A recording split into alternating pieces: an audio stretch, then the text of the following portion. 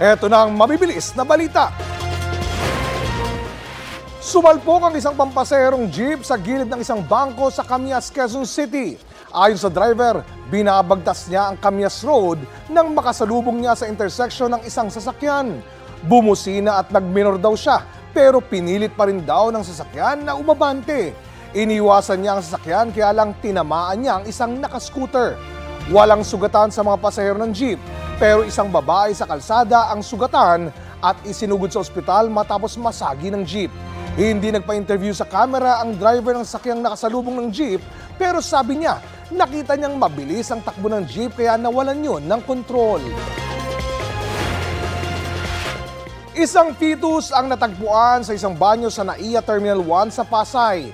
Ayon sa report, isang staff ang nakakita ng tissue na may dugo ang laman. Kinumpirma ng medical team ng MIAA na fetus yon. Dinala na ang fetus sa NAIA Airport Police Station at inaalam kung sino ang nag-iwan nito sa banyo. Kapuso, alamin ang maiinit na balita. Bisitahin at mag-subscribe sa GMA Integrated News sa YouTube. Sa mga kapuso abroad, samahan nyo kami sa GMA Pinoy TV at sa www.gmanews.tv.